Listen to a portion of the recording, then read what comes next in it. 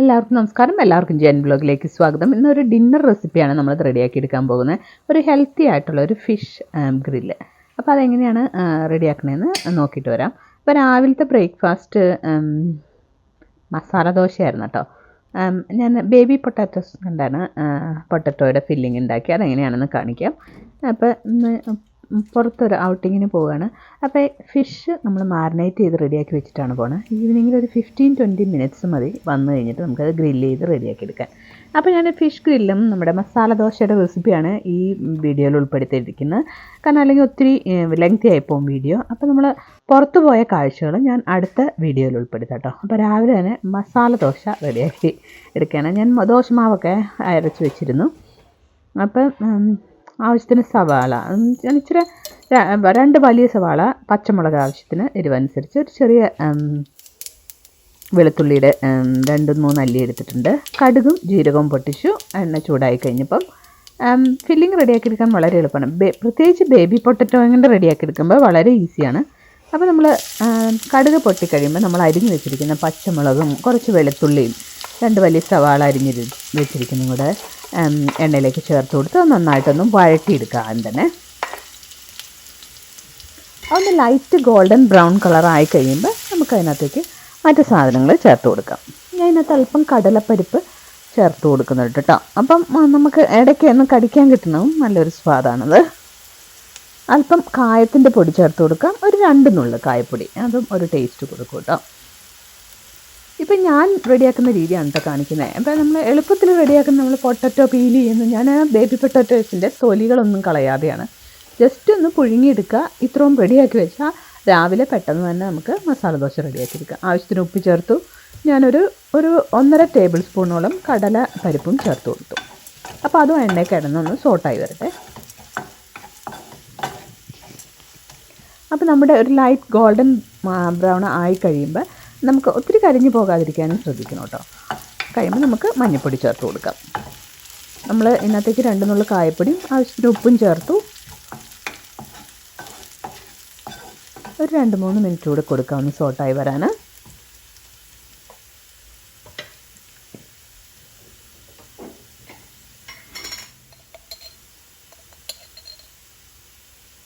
മഞ്ഞൾപ്പൊടി ചേർത്ത് കൊടുക്കാം.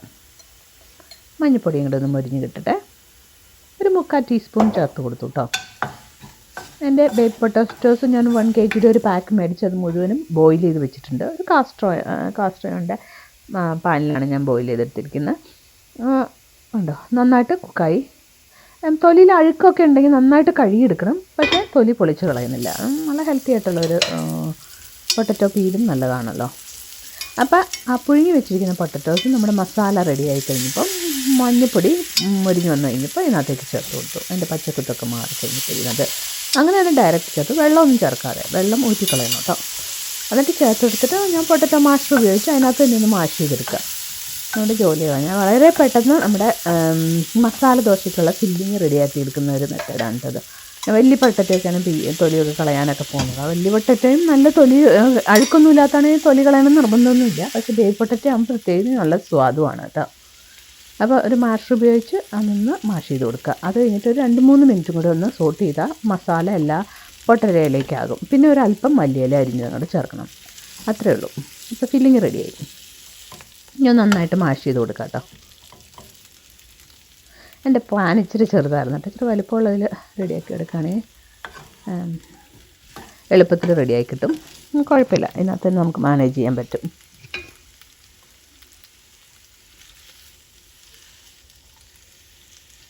വേണമെങ്കിൽ പൊടിച്ചിട്ടും ചേർക്കാം കേട്ടോ. ഞാൻ എളുപ്പത്തിൽ ഇങ്ങനെ അങ്ങ് ചേർത്തിട്ട് മാഷ് ഉപയോഗിച്ച് അങ്ങ് പൊടിച്ചിട്ടു. നോക്കുമ്പോൾ എല്ലാം മാഷായി വന്നിട്ടുണ്ട്. എല്ലാം ചേർന്ന് വന്ന് 2 മിനിറ്റ് ഇളക്കി കൊടുത്തിട്ട് മല്ലിയില ചേർക്കുക. അപ്പോൾ നമ്മുടെ പൊട്ടറ്റോ ഫില്ലിങ് റെഡി ആയി കഴിഞ്ഞു. ഈസി മെത്തേഡാണ്. അപ്പോൾ ഇത് ചെയ്ത് നോക്കണം കേട്ടോ. അപ്പോൾ പെട്ടെന്ന് തന്നെ ദോശ ചുട്ട് ഇച്ചിരി നെയ്യ് ചേർത്ത് കൊടുക്കുക. മുകളിൽ മൊരിഞ്ഞ് വന്ന് കഴിയുമ്പം എന്നിട്ട് ഫില്ലിങ് വെച്ചു. എല്ലാ സാധനങ്ങളും ഒന്ന് പ്രിപ്പയർ ചെയ്ത് നേരത്തെ വെക്കുവാണെങ്കിൽ റെഡിയാക്കി എടുക്കാൻ എളുപ്പമാണ് കേട്ടോ.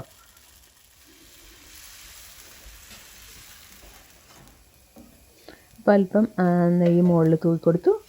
മൊരിച്ച് 2 സൈഡ് നന്നായിട്ട് മൊരിഞ്ഞ് വന്ന് കഴിയുമ്പം ഫില്ലിങ് ചേർത്ത് കൊടുക്കാം.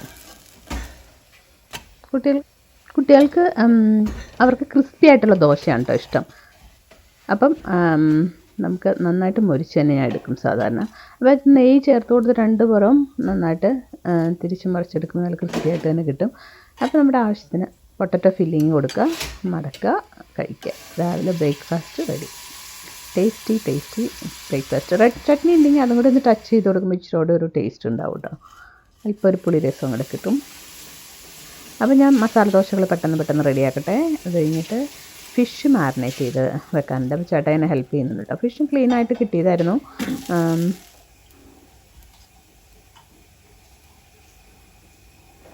അപ്പോൾ ദോശ ഉണ്ടാക്കി കഴിഞ്ഞിട്ട് ഫ്രഷായിട്ട് മേടിച്ചിട്ട് വന്ന ഫിഷാണ്. അപ്പോൾ അവർ ക്ലീൻ ചെയ്ത് തരുന്നതാണ്. ഞങ്ങളൊന്ന് വരഞ്ഞു കൊടുത്ത് മാത്രമേ ഉള്ളൂ. അപ്പോൾ ചേട്ടായിയുടെയാണ് കേട്ടോ പ്രിപ്പറേഷൻ. ഞാൻ ഹെൽപ്പ് ചെയ്യും. ഞാനാണ് അരിഞ്ഞെല്ലാം കൊടുക്കുന്നത്.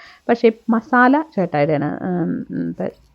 ഞാനിതെല്ലാം ഒന്ന് അസിസ്റ്റ് ചെയ്യുന്ന പ്രോസസ്സേ ഉള്ളൂ എനിക്ക് എളുപ്പത്തിൽ.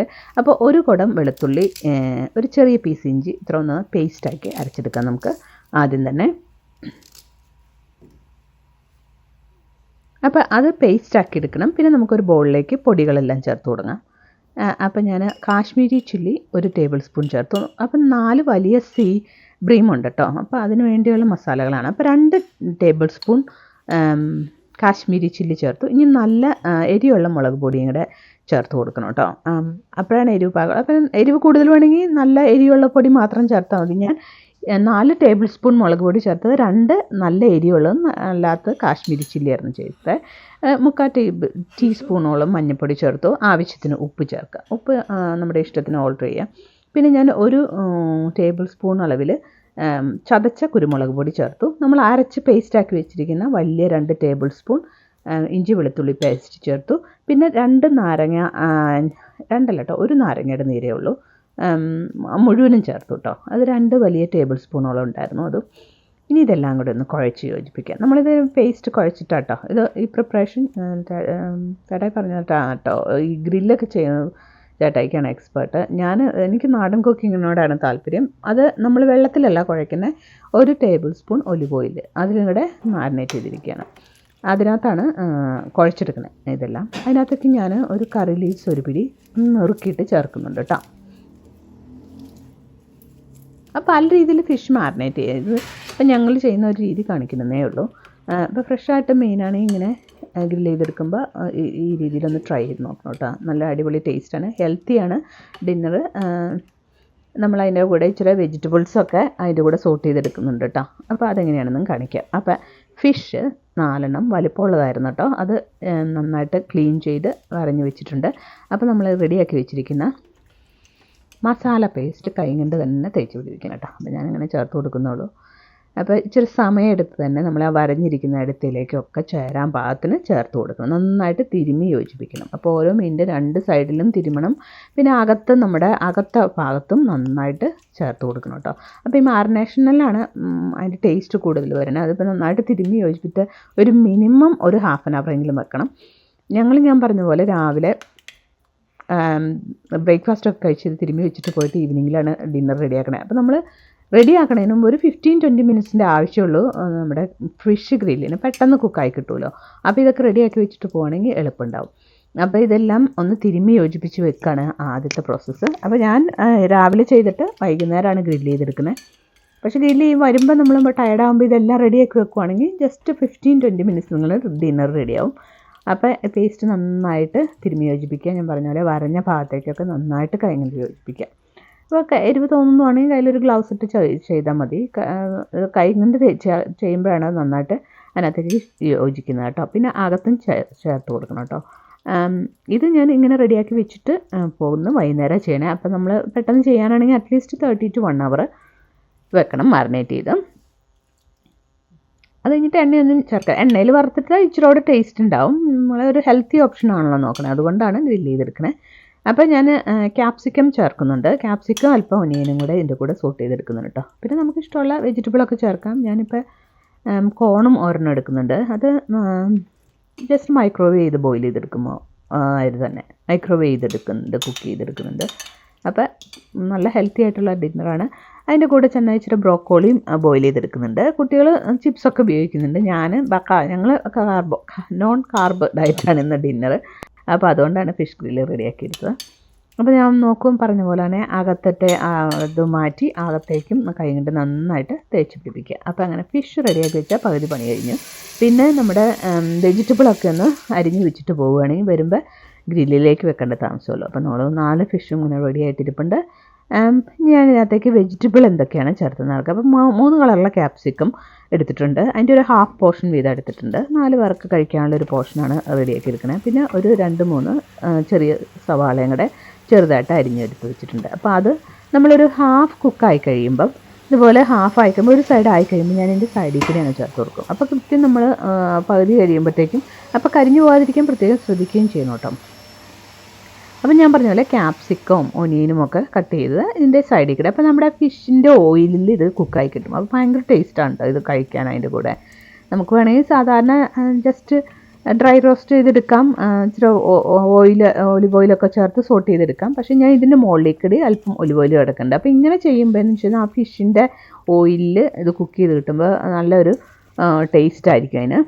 അതിൻ്റെ മസാലയൊക്കെ ഇതിനകത്തേക്ക് കയറി വരും. അപ്പോൾ ഇത് ചെയ്യുമ്പോൾ ഈ പകുതി ആകുമ്പോൾ ഇച്ചിരി ഡ്രൈ ആയിട്ടായിരിക്കും ഇരിക്കുന്നത്. അപ്പോൾ ഞാൻ ഇച്ചിരി ഓയിൽ തൂക്കി കൊടുക്കും ഈ നമ്മുടെ വെജിറ്റബിൾ എല്ലാം ഇതിനകത്തേക്ക് ഇട്ട ശേഷം. അത് കഴിഞ്ഞിട്ട് ഫിഷ് ഒന്ന് മറച്ച് വെച്ചിട്ട് ഒന്നുകൂടെ ഗ്രില്ല് ചെയ്തെടുക്കുമ്പോഴത്തേക്കും കൂടിപ്പോയാൽ 15 to 20 മിനിറ്റ് അത്ര മതി കുക്കിംഗ് ടൈം.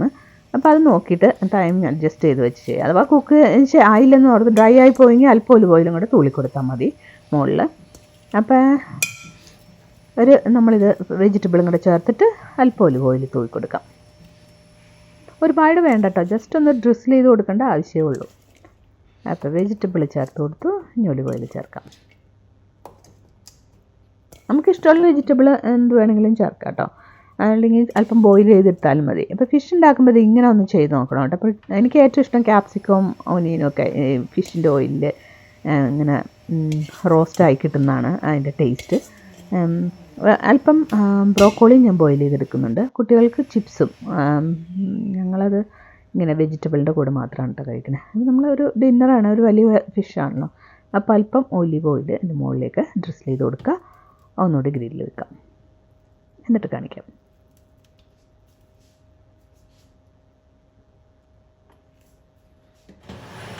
അപ്പോൾ വീണ്ടും ഗ്രില്ല് ചെയ്യാൻ വെച്ചു. നോക്കൂ, റെഡി ആയിട്ടുണ്ട് കേട്ടോ. അടിപൊളി മണം, ഒരു രക്ഷയില്ലാത്ത മണമാണ്. അപ്പോൾ ഞങ്ങൾ പുറത്തൊക്കെ പോയി കഴിഞ്ഞിട്ട് വന്നിട്ടാണ് കഴിച്ചത്. പുറത്ത് പോയ കാഴ്ചകൾ ഞാൻ അടുത്ത വീഡിയോയിൽ ഇടാം കേട്ടോ, അല്ലെങ്കിൽ ഒത്തിരി ലെങ്ത് ആയി പോകുമല്ലോ. അത് ബ്യൂട്ടിഫുൾ ആയിട്ടുള്ളൊരു ഡേ ഔട്ടായിരുന്നു. അത് ഭയങ്കര ഭംഗിയായിരുന്നു കാഴ്ചകളൊക്കെ കാണാൻ. അത്രയും ബ്യൂട്ടിഫുള്ളായിട്ട്, അതായത് ഷൂട്ടിംഗ് ഒക്കെ നടക്കുന്ന സ്ഥലമാണ്. അത്ര എവിടെ നോക്കിയാലും നല്ല ബ്യൂട്ടിഫുൾ വ്യൂ ആയിരുന്നു അത്. അപ്പോൾ അതിൻ്റെ ഡീറ്റെയിലുള്ള വീഡിയോ ഞാൻ അടുത്ത പ്രാവശ്യത്തിൽ ഇടാം കേട്ടോ. അപ്പോൾ ഞങ്ങൾ ഡിന്നർ കഴിക്കട്ടെ. ഞാൻ പറഞ്ഞ പോലെ ബ്രോക്കോളി ഉണ്ടായിരുന്നു, അല്പം കോൺ മൈക്രോവേവ് ചെയ്തെടുത്തിട്ടുണ്ടായിരുന്നു.